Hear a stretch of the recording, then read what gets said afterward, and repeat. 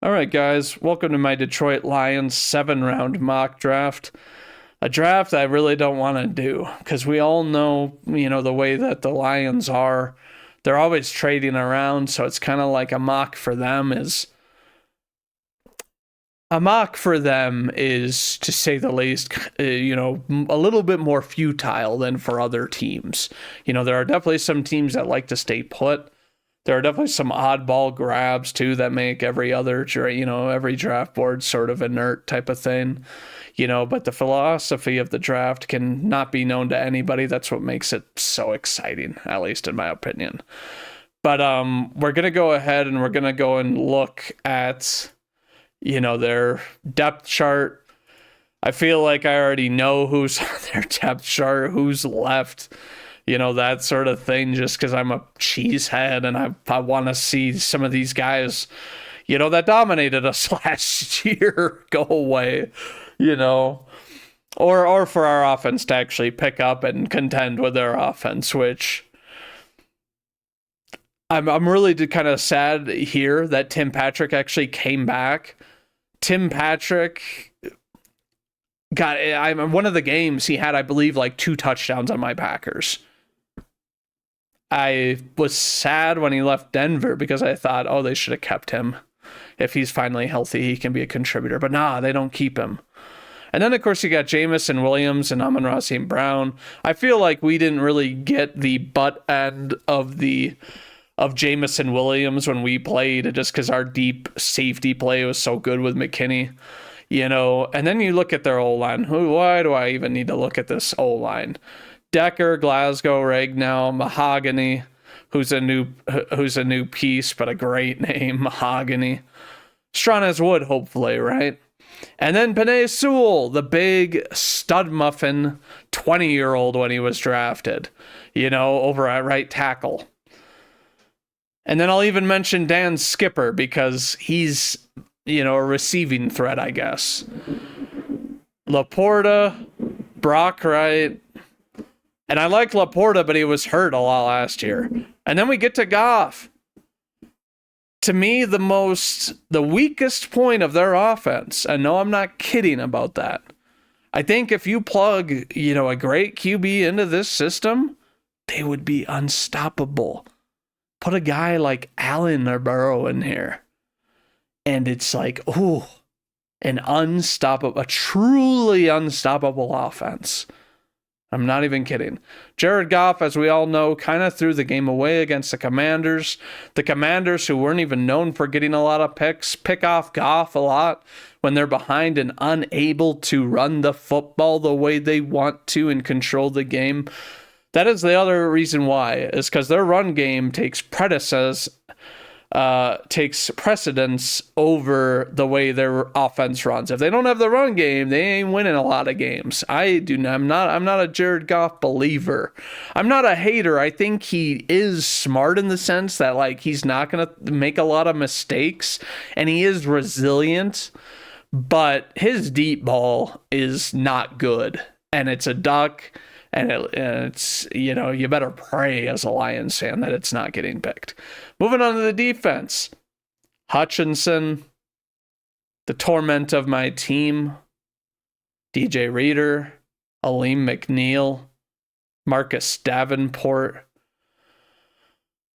Obviously, everyone knows that they say this team is going to draft edge. They want edge opposite Hutch, and I definitely agree with that. I think that, when Hutch went down, this was a defense that essentially burnt itself out and injured itself even more, trying to play and make up for the lack of Hutchinson.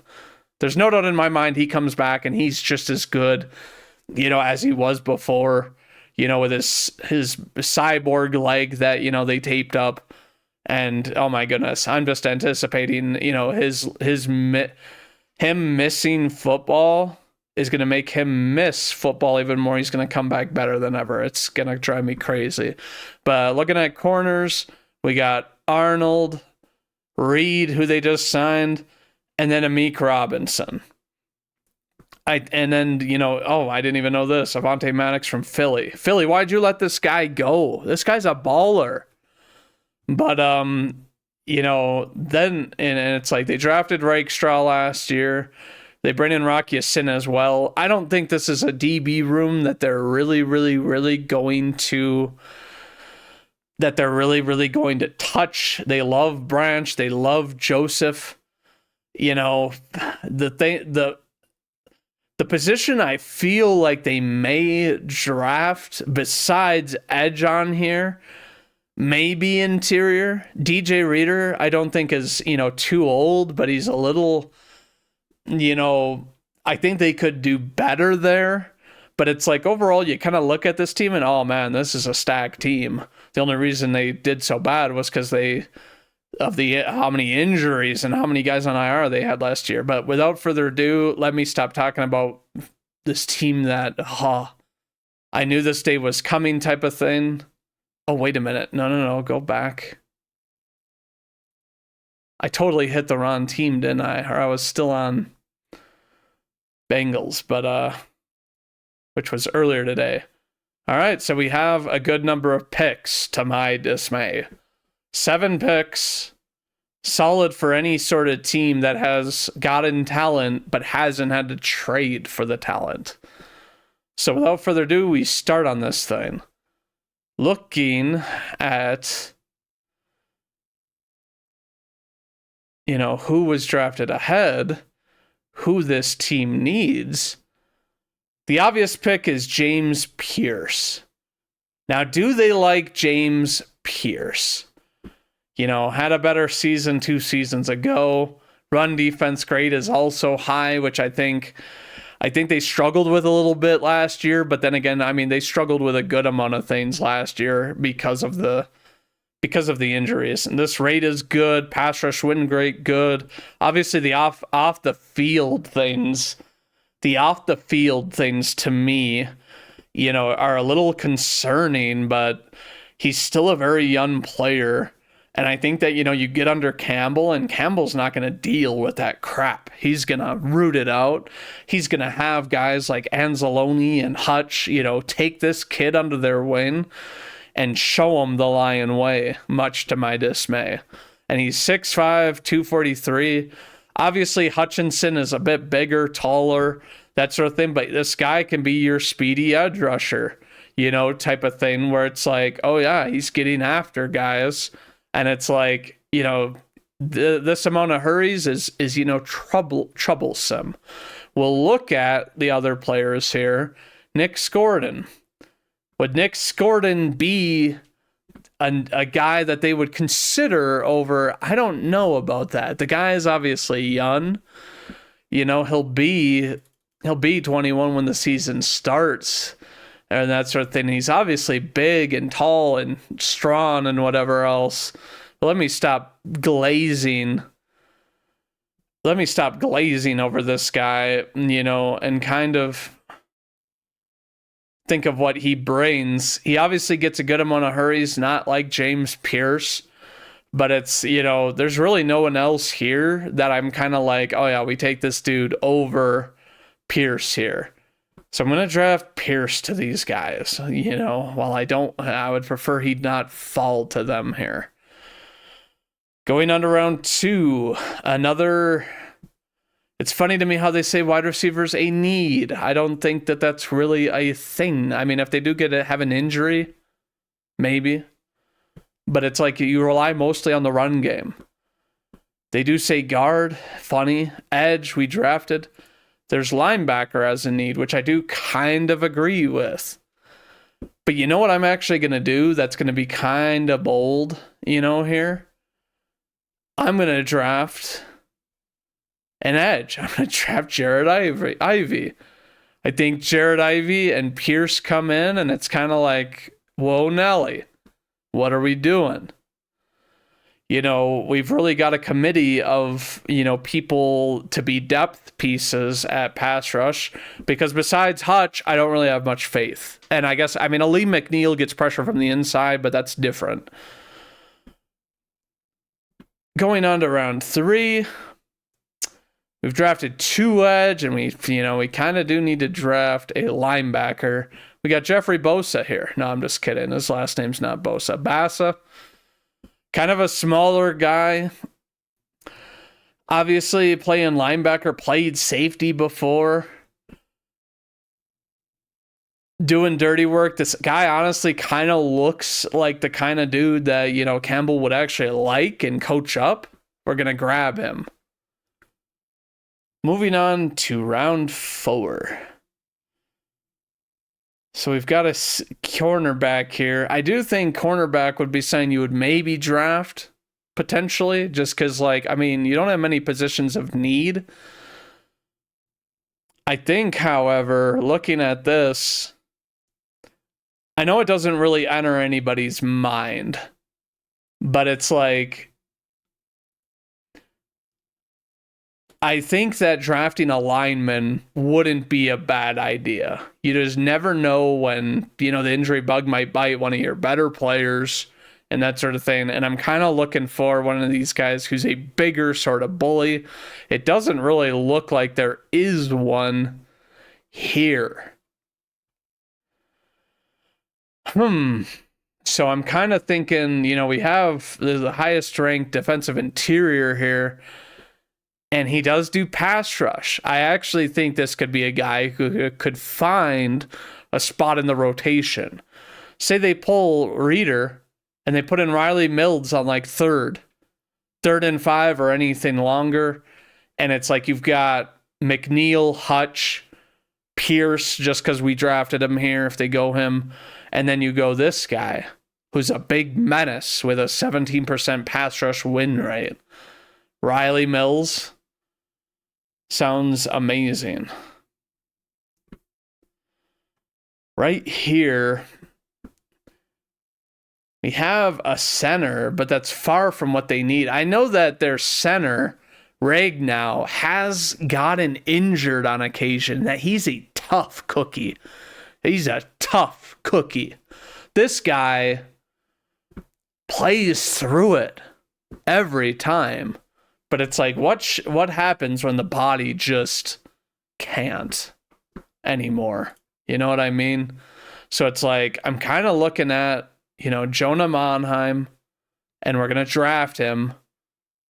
And, maybe you move him to guard. Maybe he's a guy that, I didn't really look at him too much. But it's like, he's a 6'5", 310 guy, 23 years old when the season starts. And, King Strong's lack of length is the biggest deterrent. Okay, so he could play guard. I don't think length is really an issue at guard and that sort of thing. But this guy looks like he fits the kind of big, tall, maybe a little bit leaner than what they're used to on the Lions, but that sort of thing. But we're kind of looking here. I'm looking at some different pieces, and I'm seeing, we drafted Bassa, who I think is solid. But I'm kind of looking, who do we have as backup QB here? We have Hendon Hooker. Interesting. And Kyle Allen from Pittsburgh and Jake Fromm. Interesting. It wouldn't be out of the realm of possibility with Goff that what if he limits them even more this year, or he's not able to improve, or he starts his to decline a little bit more. Without Ben Johnson, imagine if he actually isn't doing the best, or what if him in the new, I know they promoted from within, so I'm sure they're going to still try to do a lot of different things, but a mind like Ben Johnson's just isn't replaced, so who knows, right? And so I'm kind of looking at right here at, potentially a QB. Who do we still have available? We still have a couple guys that I think could be developmental. Brosmer would obviously be kind of old, but he's your stereotypical size. Lacks NFL size. 6'2", I guess, is why they're saying that. If he was 6'3", they wouldn't be saying that.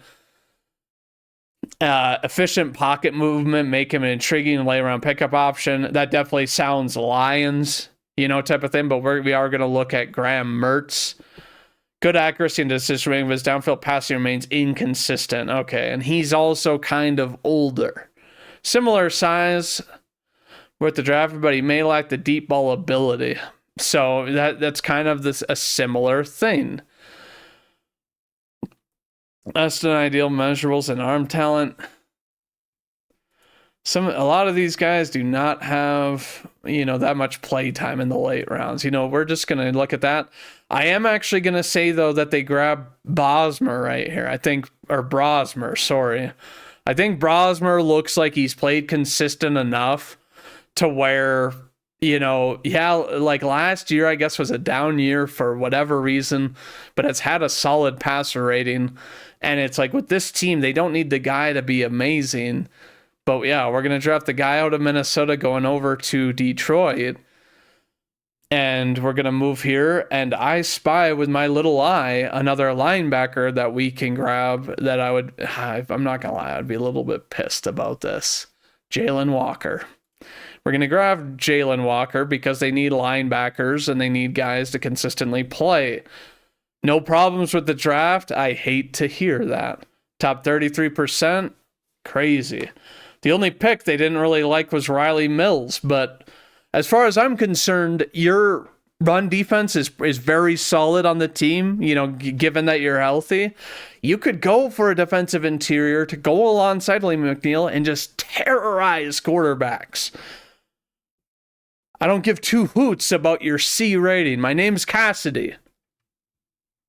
But speaking of which, if you guys made it to the end of this video, if you enjoyed my little mini rant about how I definitely understand that we are the underdogs against the Lions, and I'm willing to accept that because they do have a very solid team that they mostly drafted, and it's like they've hit on so many picks. Goodness. Obviously, the big thing is that, Aiden Hutchinson comes back and plays well, because if he doesn't come back and play well, or he's, somehow different, or